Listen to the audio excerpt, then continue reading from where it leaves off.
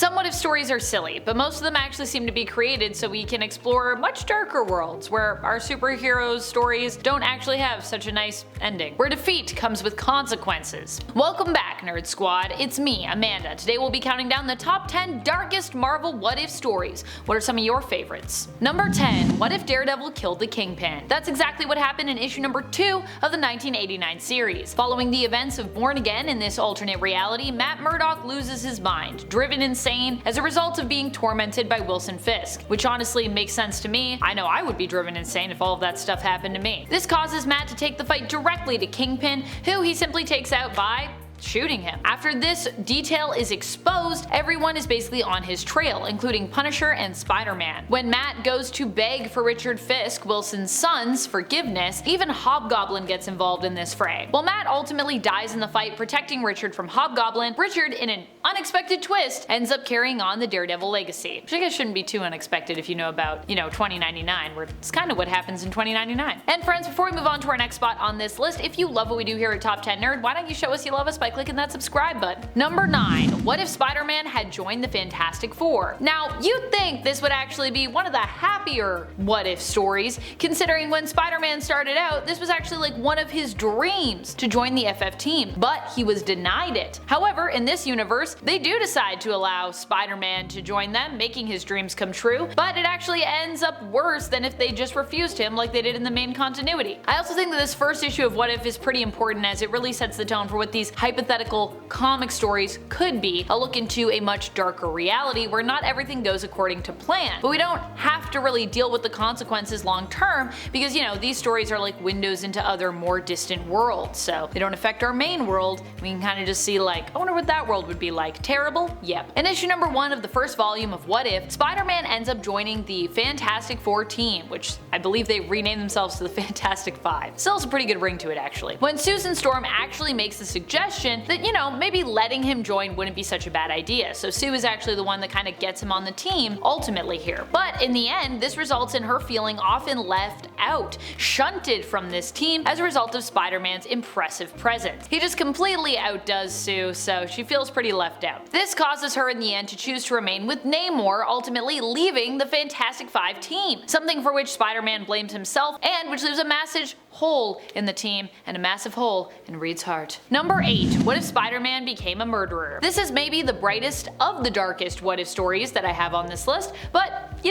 it's still really dark, so hence why it's here, especially at the start here. In issue number 72 of the 1989 What If series, we answer the question, what if Spider-Man became a murderer? Dun dun dun! With him confronting the burglar who killed his Uncle Ben and losing control of his emotions, killing said burglar in turn. This, however, eats Peter up inside, and it isn't until Dr. Kurt Connors becomes the Lizard and decides to fess up to his own actions that Peter is actually inspired and is able to confess to the murder that he was responsible for and reveal that he is the one that's Spider-Man. He does some time, but thanks to him showing remorse, he only gets 5 years, and Aunt May is still waiting for him when he gets out with his costume. It's dark, but it's also kind of cute in the end, because I think one of his biggest concerns was that Aunt May would never love him again, and she is upset, but she eventually gets over it, and she's like, well, this is still my nephew, so kinda nice. Still terrible, but kinda nice. Number 7. What if Daredevil's dad had thrown the big fight? This one actually comes to us from a comic titled What If?, starring Daredevil, the man without fear.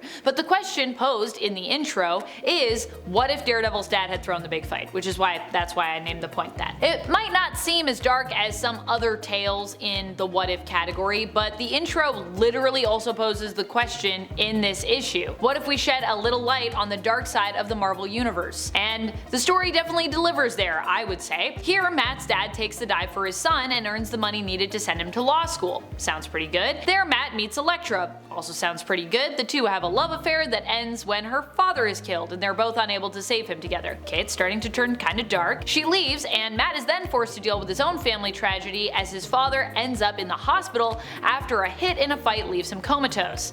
Okay, it's getting darker. Unable to afford the bills, he drops out of school and himself becomes a fighter, but when he is asked to take a dive for a paycheck, he refuses. As punishment, his father is killed, and Elektra returns to encourage Matt to seek retribution. This is where it gets pretty dark, I would say. Matt basically goes after Wilson Fisk with his intention to do it his own way. Now, he doesn't want to kill him, but he just wants to expose him for his illegal business dealings, which is a very Matt Murdock approach, I would say. In the end, though, Elektra kills Fisk for Matt, basically during this confrontation, and Matt chooses to incriminate himself in the murder because he feels guilty about Kingpin's death. Yikes. Number 6. What if someone else besides Spider-Man had been bitten by a radioactive spider? This What If comic, issue number 7 from the original series from the 70s, actually has 3 stories in it. In one of them, Flash Thompson tries on the role of superhero, as he ends up becoming the one fatefully bitten by the radioactive spider that day in the science lab on the student field trip. And if you're wondering, well, Amanda, you know, Flash Thompson actually has been a hero. I know he's been a hero in the main continuity, but I mean, in this reality, he's trying on the superhero role of Spider-Man.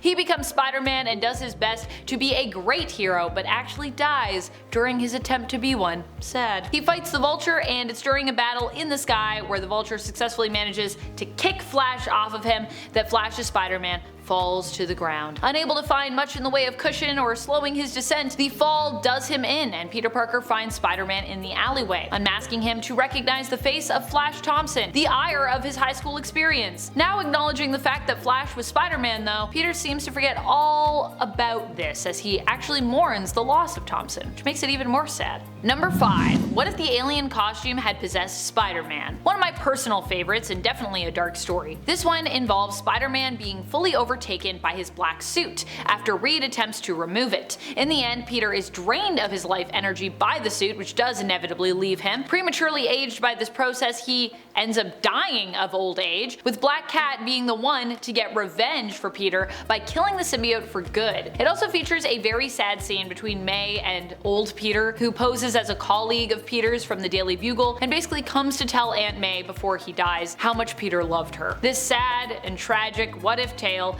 comes from issue number 4 of the 1989 comic series, if you would like to revisit it, as I have. Number 4. What if the Hulk had killed Wolverine? This story comes to us from issue number 50 of the first volume of the Marvel What If series. Here, Wolverine and the Hulk fight, as, you know, is common, but this time, during their, what I believe is intended to be their first fight, Wolverine ends up dead. This is all because Hulk is being used as a pawn by Forge's powerful nemesis, the Adversary. Very creative name, the Adversary. I wonder what that guy's about. Is he an adversary? He certainly is. In the end, Hulk threatens the lives of pretty much all of the X-Men, but does not end up killing them all. Once the Adversary reveals himself, Hulk attacks him, weakening him briefly, just long enough for Forge and Storm to basically escape his clutches. They strike back against him, and with Forge managing to cast a spell to defeat the Adversary, and basically seals the Adversary off in another realm, banishing him from their reality for good. Still, while there are survivors of this battle, when Hulk transforms back to Bruce Banner, Bruce is confronted with the fact that he has taken multiple lives during this rampage, and that pretty much breaks Bruce, so I would say this is pretty tragic. Number 3. What if the Punisher had killed Spider-Man? This comic has maybe one of the darkest endings around. In it, Punisher is tricked into killing Spider-Man. He's promised basically funds to help him in his fight against crime and those who took his family from him, and Frank is also made to believe that Spider-Man himself is a criminal and is not actually a hero. However, after killing Spider-Man, Frank learns the truth. He manages to track down the man who misguided him, the Jackal, aka Professor Miles Warren. He figures out that the Jackal is Warren, and insists that they wait for the cops instead of just, you know, blowing Warren away. However, when the cops do arrive, it's revealed what Frank's real plan is here, to basically kill the Jackal in front of the cops and in return be killed by the cops, believing he deserves himself to be punished for what he did to poor Spider-Man. This all goes down in What If, issue number 58 from the 1989 series. Does seem like a Frank solution to a problem where he blames himself for something. Number 2. What if Flash Thompson became Spider-Man? I was kind of thinking that maybe in this story, Flash, you know, might get a break here. But even here, he has a pretty bleak tale attached to him in another alternate reality where he also becomes Spider-Man instead of Peter Parker. The story culminates in a heated moment where Peter discovers Flash's secret, that he's Spider-Man. Filled with rage, Flash doesn't listen to Peter's pleas for help and instead blames him for everything that has gone wrong in his life recently, shouting at Peter, "You ruined my life," before hitting him with a deadly punch that that basically cost Peter his life. This story comes from the 2018 What If Spider-Man comic, and I would recommend checking this one out. It's wild. Number 1. What if Phoenix had not died? The title for this story makes it sound like it might even be a positive and happy story, but don't be misguided, it's not happy. Well, it starts off pretty optimistic with the Phoenix not dying but being redeemed and even helping to defeat Galactus. In the end, the Dark Phoenix power does consume Jean, causing her to turn on her teammates, so she becomes, dark again. She kills not just the X-Men, but the world in her rage and sorrow, with her anger and fire continuing to spread outward, engulfing the universe. So not only do her friends die, the X-Men obviously, the world, but like the universe is also completely in danger. So yeah. That's it. Until next time, you stay nerdy, YouTube.